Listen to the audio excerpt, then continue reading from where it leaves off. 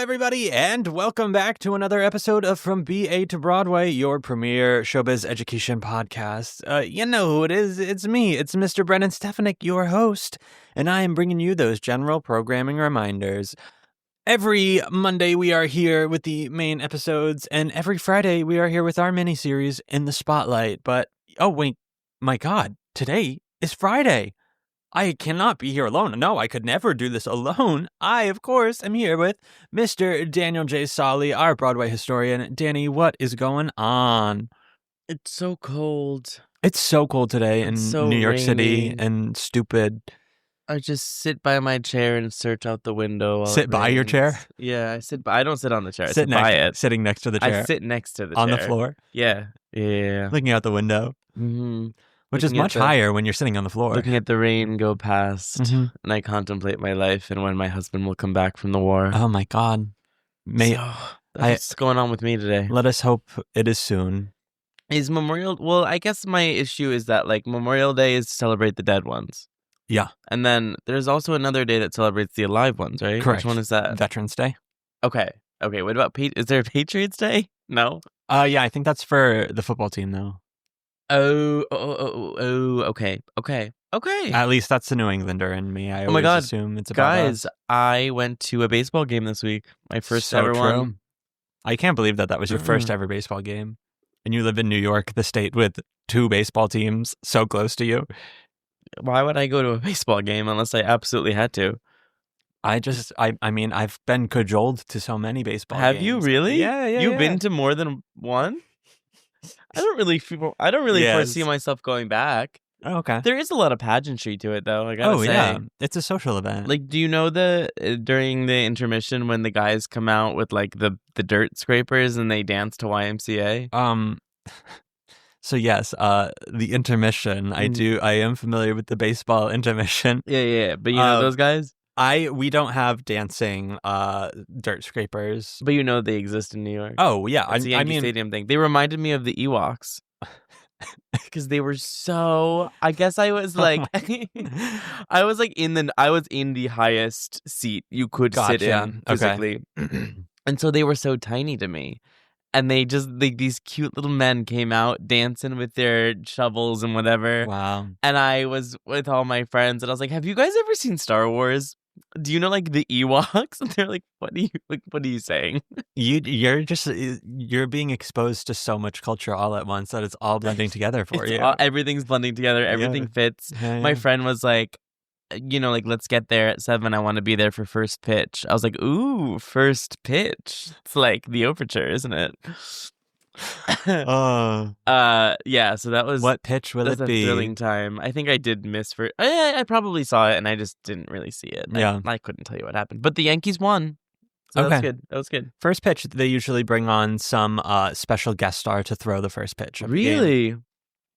Yeah. I wonder who it was at the game that I saw. I wish I could tell you. Only you could tell Couldn't me. Tell you. I could tell you that supposedly both Derek Jeter and Jackie Robinson have retired. That is true. From the game. Yep.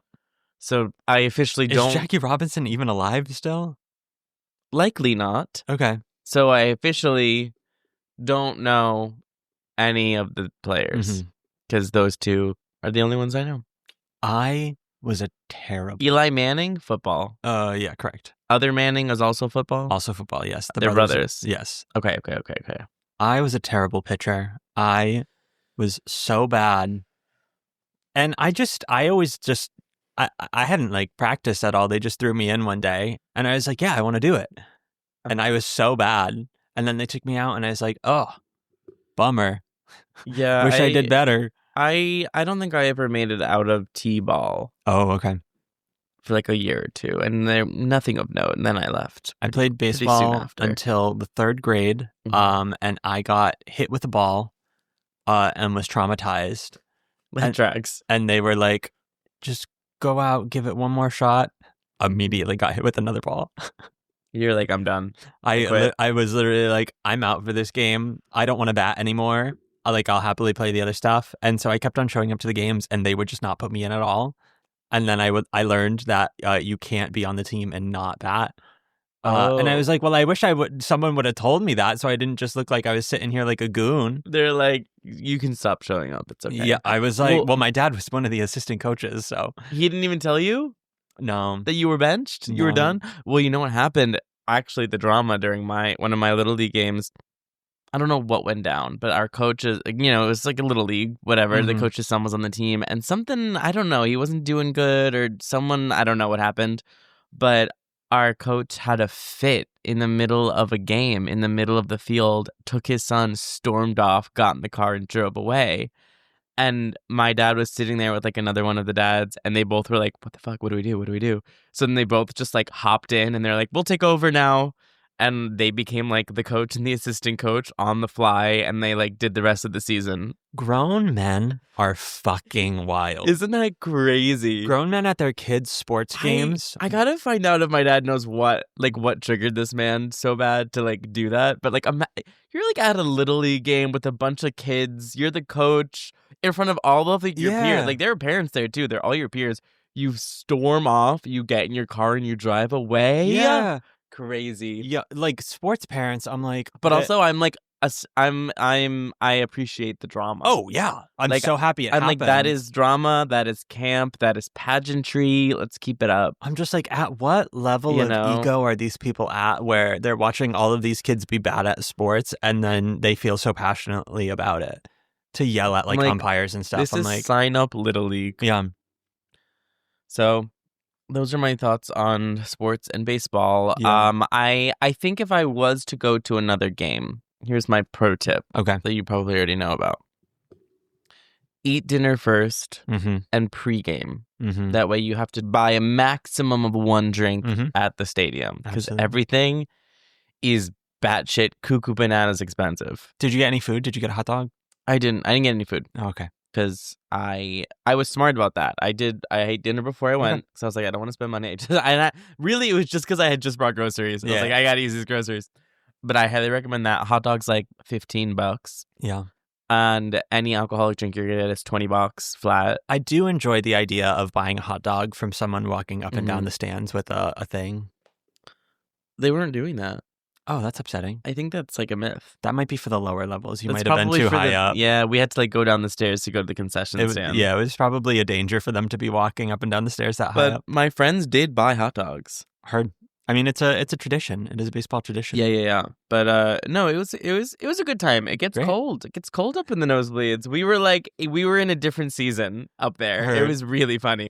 Other than that, before we talk about the show, we're gonna talk about. I was gonna say, anyways. This is no longer a sports podcast. I'm gonna talk to them about my. I saw John Proctor's The Villain yesterday. Yes, you did. I'm gonna tell them the story because I think it's funny. Okay. So I went to go. I got my little butt up early. I feel like I've heard this story like 9 times already. Because you've been standing next to me every time I've told it, and you lived it in real time. I got my little butt up early. Went to go rush Gypsy, starring Audra McDonald. Stood on the sidewalk in the rain for like 2 hours. Got my rush ticket for the 2 p.m. matinee. Was so excited. I get my little butt home, and then I go to the gym. And friend of the pod, Brandon,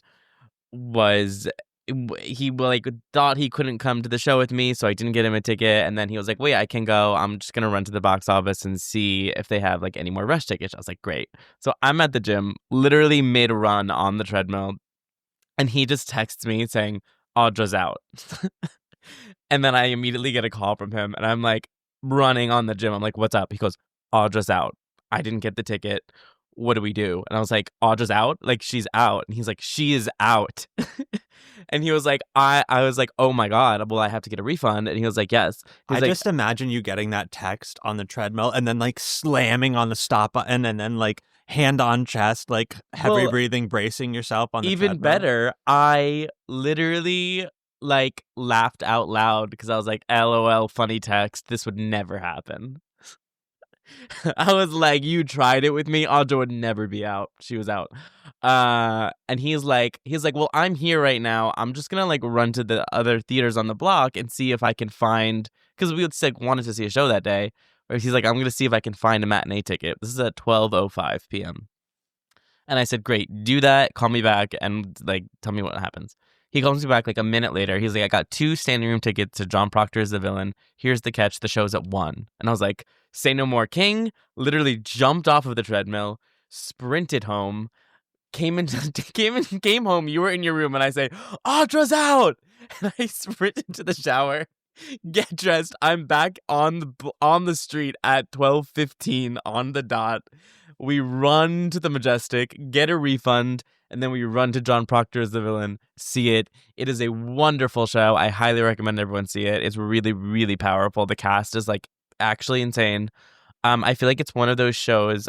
Kimberly Bellflower is the playwright. She's Tony nominated this season. It's like one of those shows that is A, incredibly well written, which is really hard to do, unfortunately, these days. And B, they're all teenagers. Like it takes place in a school. And she somehow has like mastered the art of writing teenagers in a non terrible way. I feel like dialogue for like teens, when like adults are writing for kids, or they're like, this is how like school age children talk. It's like always terrible. Mm-hmm. And it feels just like very natural. It's such an entertaining show. It like really cuts ya. Ow! Ow, ow, ow, ow, ow. That's what we said when we left the theater. Ow, Yeah. ow, ow. And that's, Yeah. So anyway, follow me on D Sauls. You can follow Brennan at B Stefanik. What's your Instagram? It's just my full name. It's Brennan Stefanik.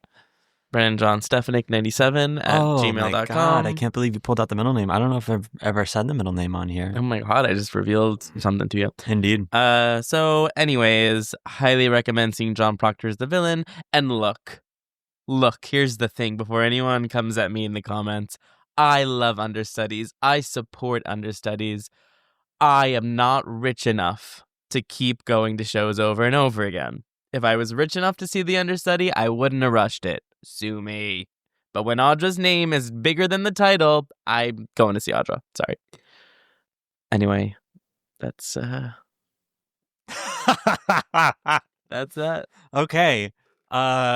Please step off the soapbox and get back into your seat. Thank you very much. Danny, what show are we talking about today? I'm sorry. Is this a podcast from BA to Broadway? It sure is. Or is this a regional theater looking to cast its summer season? Because today we're talking about Beautiful, the Carole King musical. Oh my God. Okay, let's do it.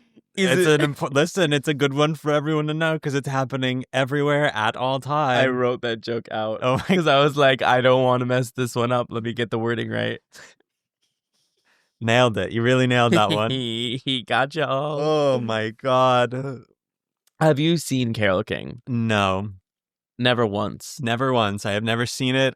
Oh my God. I really couldn't tell you who Carole King is. So you don't know the music of Carole King either? No. That's so interesting because I actually feel like you would really enjoy the show. Interesting. Okay. Mm-hmm. Why is that? Because it's a good show. Oh, okay, great. Tell me about it. So this is a bio jukebox musical with a book by Douglas McGrath, obviously using the music of Carole King. So basically the show tells the story of a legendary musician. She's a singer, songwriter, all the above, Carole King. And it basically follows her life and career from when she was a young college student in Brooklyn in 1958 to when she recorded her famous album Tapestry in 1971. And so, like, along the way, we watch her meet, fall in love with, collaborate, marry her lyricist, Jerry Goffin. She was the composer. She's a pianist, and Jerry Goffin was her lyricist. And they were just like this like incredible writing duo. And this was back in the time. You also learn a lot about the music industry in the 50s watching the show. This was like back in the time where, and I feel like it still happens, but like it was kind of right before the singer-songwriter era. So like they were a writing team and they were just writing pop hits, and then they would find the pop stars who would then sing the song. So like they wrote the song Locomotion that's like sung by Little Eva and like, And so it kind of chronicles how like their rise and their music, and it portrays their like friendship and professional rivalry with the equally famous duo Cynthia Weil and Barry Mann, who is another pop writing partners at the time. And we kind of watch both her professional and her personal life struggle, and her marriage is falling apart. And the show kind of like ends with her coming into her own and saying like, actually, I think the only person who can sing these songs the way I want them to be sung is me. And so the show kind of ends with us watching her record the album Tapestry, which is like an incredibly famous pop album from the 70s that like put her on the map. Every single song is a hit. And yeah, it's like a wonderful, wonderful show. You know what? What? That's beautiful. Shut up. It is. Am I wrong? Are you telling me I'm wrong? You literally cannot tell me I'm wrong. It is literally beautiful. Cannot. That's what it's called. Yeah, and I think I love this show, and I think it's like a really good show that we have unfortunately just been like oversaturated with recently. I don't know what, I think maybe the rights are cheap. I don't know what it is. 100%. Oh, well, I would say A, the rights are cheap, and B, we see it in every summer season because the summer seasons, as we know, are built for the rich white vacationers. And the people of that demographic and of those ages love Carole King. They're gonna, any biopic musical really, they're gonna eat up. Yeah, I think Beautiful is probably my favorite biopic musical. Okay. And I'm not particularly like anti-biopic musical. I know people get so high and mighty about them. Like, I'm not gonna like run to see one necessarily, but like, I don't think that they are the root of all evil in the theater industry. Yeah. I think this is like one of my favorites, though. I think it's a really, really good one. Yeah, because I think it just like is what it is. Like, it follows her life in a really organic way. And it also doesn't really shoehorn the music in. I feel like the issue with a lot of jukebox musicals, at least in my opinion, is that like when you take a song that's not written in the context of the show and try and put it in a show and write a show around a collection of songs, it just feels like really disjointed. But like the conceit is that she is writing these songs and then performing the songs. And so it just like, it feels, in my opinion, like one of the most cohesive biopic musicals. And it's a great score. I mean, Tapestry, you should listen to Tapestry. Tapestry is such a good album. Does she do the I Feel the Earth move? That is Carole King. Okay, gotcha. Natural Woman, Carole King. Oh my God, okay, great. Like famously performed by Aretha Franklin, but Carole King wrote the song and performed it on Tapestry. And so the show had a pre-Broadway tryout in San Francisco at the Curran Theater in 2013 with direction by Mark Bruni, starring Jessie Mueller as Carol. And then they transferred kind of immediately to Broadway, where it played at the Stephen Sondheim Theater in 2014. Jessie Mueller played Carol, Jake Epstein played Jerry Goffin, Anika Larson played Cynthia Weil, and Jared Spector played Barry Mann. Jared Spector was our OG Frankie Valli. He loves a 1960s jukebox musical. Listen, those short tenor boys are making their rounds with those shows. So this is the show that Jessie Mueller, of course, won her Tony Award for. She was wonderful. The production closed in October of 2019, and at the time was the 27th longest running Broadway musical in history. Sorry, beautiful, but are we really trying to claim that? We really out here going for number 27? I mean, I doubt they are anymore. But at the time, they were the 27th, which is kind of arbitrary. But I guess if you really think about how many musicals have been in history, it's not nothing. Sure. If my musical was 27th, I'd brag about it. Yeah, okay, great. So throughout the run, we had a couple different carols. We had Melissa Benoist of Benoit of Glee fame. She also is, what is that superhero TV? Supergirl? Wonder Girl? Oh. Supergirl, the one that Jeremy Jordan's on? Yeah. Like, that's her. And she played Carole King. I don't remember her on Glee at all, if I'm being honest. Oh, okay, yeah, she joined during a later season. Okay. Okay, yeah, no, not that important to me. I think it was her and the guy who played the Flash joined Glee late, Yep. right? What's his name? Grant Gustin. Yes. Vanessa Carlton played Carole King. Do you know who that is? I recognize the name. 1,000 Miles. Oh my God. Wild. Yeah. She came out of hibernation to play Carole King. Okay. When she joined the cast, I just remember this so clearly. When they would like advertise the show with her in it, they had to play 1,000 Miles because like I don't think anyone else. That's rough. Like they're like, oh, it's that girl. She's playing Carole King. That's rough. Yeah. And Shalina Kennedy also came in as Carole. And when they sent the tour out in 2015, do you know who played Carole King? Melissa McCarthy. She would be a great Carole King, but no. Abby Mueller. Whoa. Does that name sound familiar? No. The younger sister of Jesse Mueller. I figured there won was the some Tony. relation. And then I think Abby also did it on Broadway. Wow. The Mueller sisters. What a crazy family. Okay. And then I've never heard of Abby. I didn't know that there was a sisterhood here. you didn't know, like actually? No, genuinely. Oh, so the Muellers are actually a family of actors. Wow. There's like, I think Jesse Mueller is one of like 4 or 5 siblings who are all actors. They're actually a Chicago-based family. Wow. So for like years, Jesse Mueller was a Chicago actor, just like working in Chicago with all of her siblings. And then I think, why did she come to New York? She came to New York, I think, to do Into the Woods at Central Park at the Delacorte. And then she booked, her Broadway debut was On a Clear Day You Can See Forever, and then just like obviously became Jesse Mueller. Gotcha.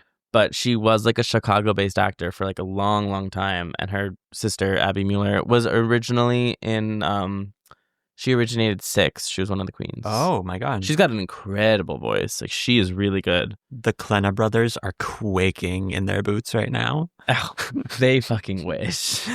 They wish they could be this. Well, and also my friend recently did a production of Beautiful in Chicago, and Jesse Mueller's brother played Jerry Goffin. Wow. And I was like, Beautiful, the Carole King musical is like catnip to this Mueller family. They can't stay away. No. Yeah. No, I mean, I love Jesse Mueller. I saw Beautiful on Broadway, I think like 4 times. Oh, wow. It wasn't all on purpose. I think like twice I like won the lottery or got offered a ticket. Mm-hmm.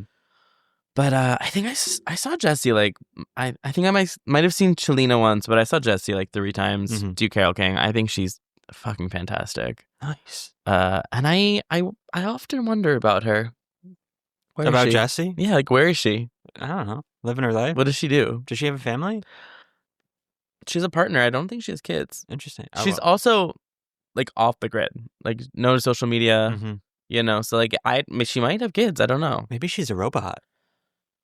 I don't know. Maybe she's just offline right now, literally. I think she is like, I love those actors who keep you guessing. I know you do. You know, I respect it. Yeah. No way to get canceled if they can't find you. That's true. That is true. She could be like a raging crazy person, but no one knows. You know, like Laura Osnes's Hot Water is all from her freaking own posts on Instagram. Yeah. To be clear, I don't think Jesse Mueller is crazy. Yeah, I doubt it. I would highly doubt that. I had someone who's like in the industry once talk about, I bring up Laura Osnes and Jesse Mueller because she was comparing them once in terms of like, I forget like how it came up, but she was like, yeah, like you take someone like Jesse Mueller, she's like so intelligent, she's so smart, she like reads books every single day, and you can have like a really intellectual conversation with her. And like Laura Osnes, you know, she's like, I love musicals and I like to bake. And I remember like the group of us were just like, oh no. It's like the American Girl doll thing when it's like this one likes to roller skate and this one survived slavery.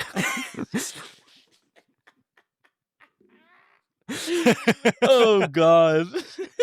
This one's fun. Jesus Christ. Oh my God. And also they have been kicking around a possible film adaptation since 2015. Oh, okay. In 2022, Daisy Edgar Jones was supposedly playing Carole King. Okay. But I think she has since exited the project. Oh, and now I think it's just in limbo. Do you know who that is? Once again, name sounds familiar. Well, you don't know Normal People, but she was the star of Normal People. She also played, oh my God, what was that movie? She was Marsh Girl. Do you know that movie that I'm talking about? Where the Crawdad Sings. Oh, no. No? Oh, well, she was the star of I'm surprised you don't know who she is. Mm. We gotta get you to watch Normal People. You're the only one telling me to do it. Why? Nobody else has ever mentioned that show to me ever. Really? Yeah. Huh. That's surprising. Huh. It's like, you've heard of it though, right? Only from you. It's huge. Can everyone write in? Like, you guys all know Normal People? Like, the reason that we know who Paul Mescal is? And Daisy Edgar Jones? It's me, man. Oh, God. You had never seen Star Wars. You cannot come for me for anything. I had heard of it. That's fair. You know, I was talking to a friend recently, and I was like, oh, I'm watching Star Wars for the first time. You've probably seen it. And he's like, I've never seen it, but I've read the manuscript of the first movie. That's crazy. And I was like, what? Why? And he acted like I thought, he acted like I was weird for being like weirded out by it. I don't even know where you get a manuscript of a movie. I was like, what led you to download the manuscript of episode 1 of Star Wars and read it before watching the film? Like, that is so weird. So you can't call me weird ever again. Oh, I can still call you weird for many other reasons. Yeah. I bet you anyone out there right now, you can go to look up your closest regional theaters. And at least see a production. At least one of them will be doing it this summer. You know, I've actually never seen a non-Broadway production of Beautiful. I mean, that's fair. I know many people who have just done them forever. There's a girl that I know who is just Carole King. For the past 3 years, she tours, regionals, she just goes and does Carole King. I'm going to give a shout out to my friend Melissa Campbell, wicked talented. Wicked talented pissa. I do know her from Massachusetts. Yes, correct. She's thanks for the wicked compliment, Brennan. Let's go park our cars. I don't actually know she's from Massachusetts, but we did a show together in Mass, and then within the past year and a half, 2 years, she's been doing Carole King a lot. She's been booking it left and right as Carole, and wicked proud of her.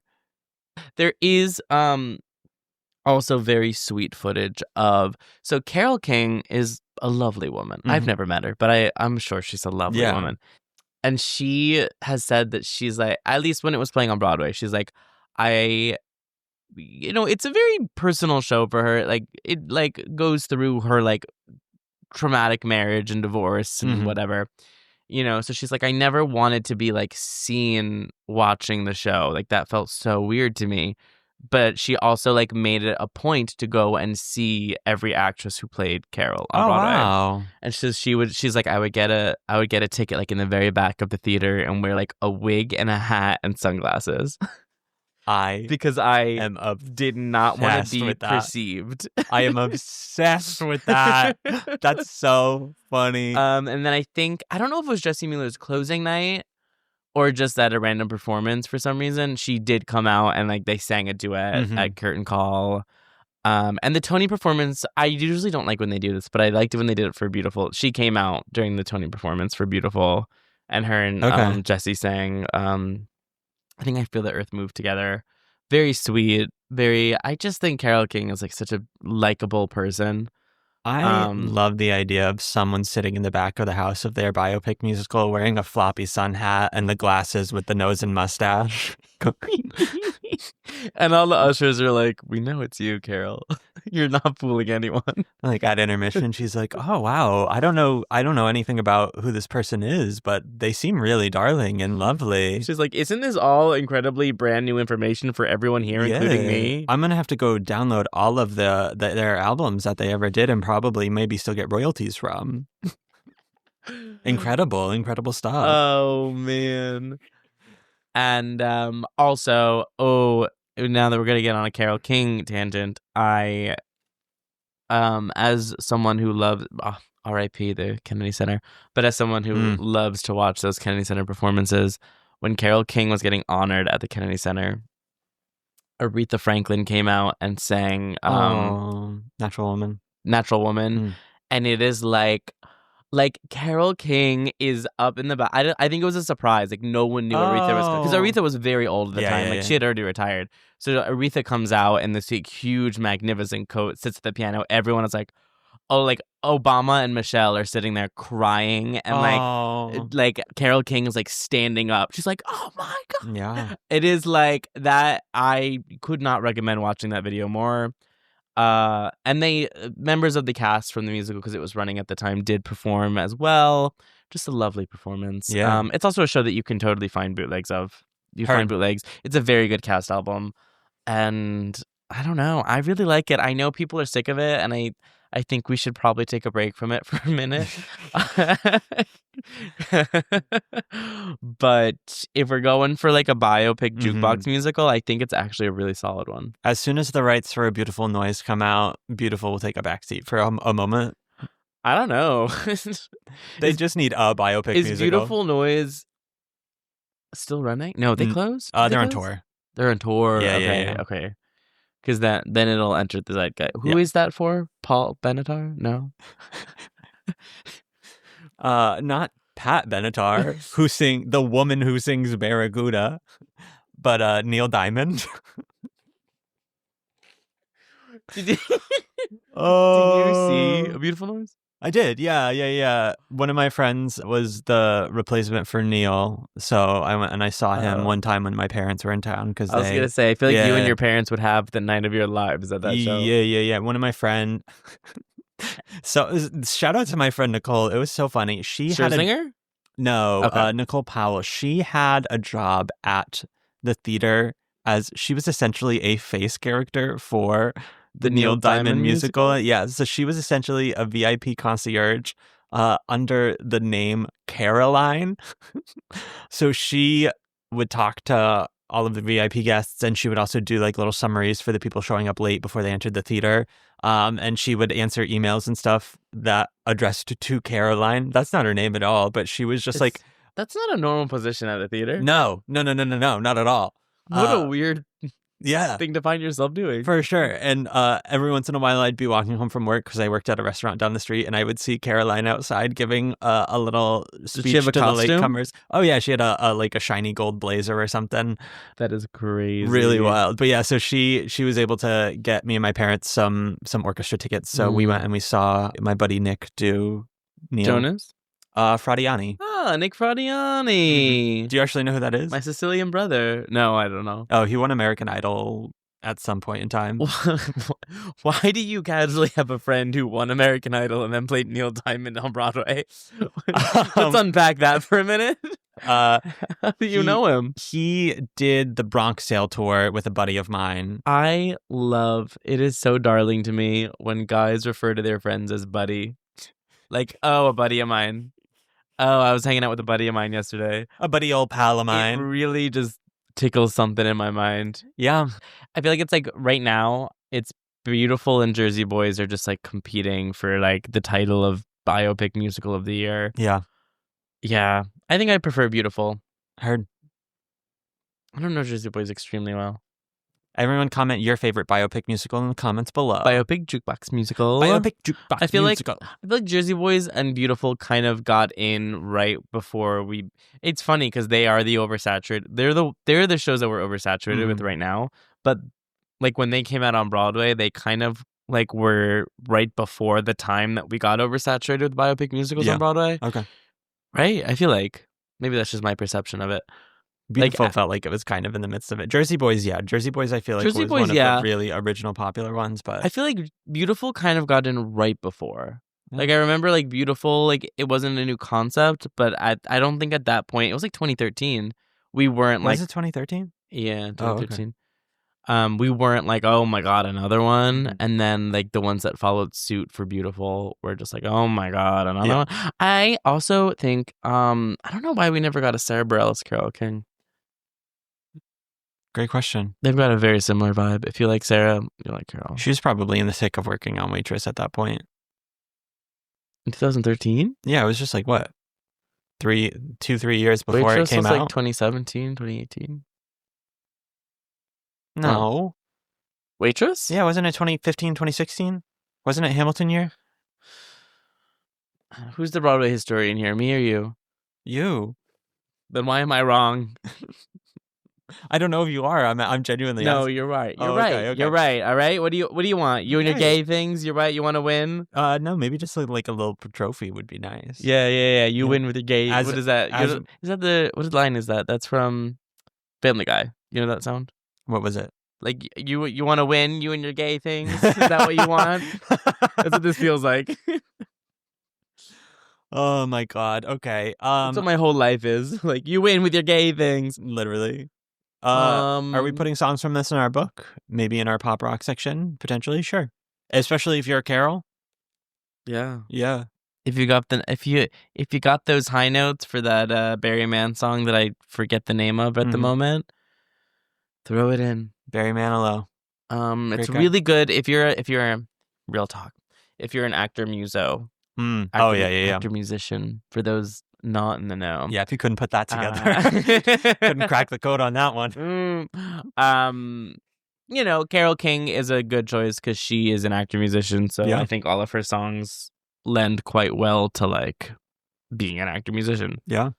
So yeah, like Will You Still Love Me Tomorrow is like my go-to I will. self-accompany song. Oh. And that's the tea on that. Great. So I think we got about 95% nonsense, 5% meat, but I love it. It was about 1/4 baseball and John Proctor, and then 3/4 Carole King Musical, and like 1/4 Audra Gypsy. That was included in the John Proctor. Okay. Don't worry, guys. I'm seeing it again next week. Thank God, everyone is. We're gonna go back. Everyone is wiping their brows right now because we're gonna go back. Yeah. I have to go back and see it before she wins her 7th Tony. Anywho, if there's a certain show you want to hear us talk about, you can let us know by finding us over on the Patreon. That is patreon.com/BA to Broadway. All of our principal tier Patreon members get to choose the shows we talk about every week. So go join us over there and let us know what you want to hear us talk about. As always, you can find us on most social media platforms at BA to Broadway. You can find me at Brennan Stefanik. You can find me at Brennan Stefanik. I mean, if you looked at my tagged photos, he's probably in one pretty immediately. Yeah. Tagged as at DSalls. And or you could probably just look at the tag on the Instagram post that brought you to this episode. We're both tagged. Also that. True. Now that you follow me. Yeah. Bye. And until next week, folks. Bye. From BA to Broadway is created, produced, and edited by Brennan Stefanik, music by Dylan Kaufman, and cover art by Jordan Vongsithi.